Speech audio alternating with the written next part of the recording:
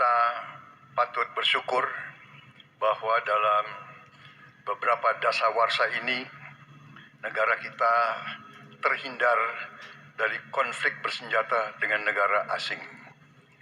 Ini berkat kepemimpinan dan kenegarawanan pemimpin-pemimpin kita.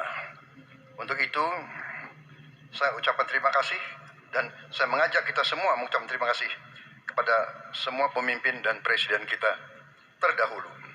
Juga saya bertekad manakala saya menerima mandat dari rakyat untuk tetap menjalankan politik bebas aktif, non-blok, menghormati semua negara, menjadi tetangga baik bagi semua negara di kawasan kita, menjaga jarak yang tidak terlalu jauh tapi juga tidak terlalu dekat dengan semua kekuatan, menjalin kerjasama ekonomi. Saya juga ucapkan terima kasih dan mengajak semuanya mengucapkan terima kasih kepada seluruh prajurit TNI dan Polri dan ASN di seluruh Indonesia yang telah bekerja keras untuk menjaga kita sehingga kita seperti sekarang siap untuk tinggal landas, siap untuk bangkit menjadi negara maju. Kita perlu untuk mempertahankan sistem yang sudah baik. Saya akan teruskan TNI dan Polri tetap berada langsung di bawah kendali Presiden untuk mempercepat reaksi dan memperpendek rentang kendali dan rentang komando. Saya juga akan memperbaiki kesejahteraan dan kualitas hidup TNI, Polri, dan ASN secara signifikan. Saya mengajak semua bangsa bersatu, rukun, dengan kerukunan, dengan persatuan, kita akan jadi kuat. Terima kasih. Untuk mengakhiri ini, tentu saja saya ingin membacakan kembali data. Saya khawatir kita keliru.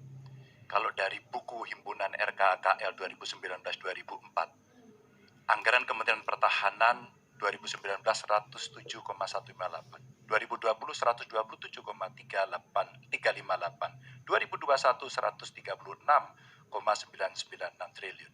Ada peningkatan. Maksud saya agar kita tidak keliru pada soal data. Dan capaian IMF kita dari data lakibnya Kemenko Polhukam yang dipublish secara terbuka, karena kami tidak bisa mendapatkan data dari Kemenhan secara terbuka, maka minimum essential force kita memang kemungkinan akan berat untuk bisa terpenuhi.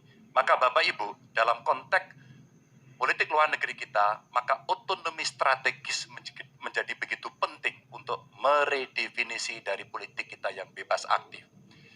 Duta besar cyber menjadi penting karena problem besar kita hari ini adalah pada dunia digital. Maka kita perlu duta besar ini untuk merespon perubahan-perubahan global yang ada. Duta besar krisis iklim kita perlukan, garda samudra sebagai strategi baru dari poros maritim dunia. 100% pesawat kita mesti siap tempur, alutsista kita mesti siap tempur, dan zero tolerance untuk kecelakaan pada alutsista kita.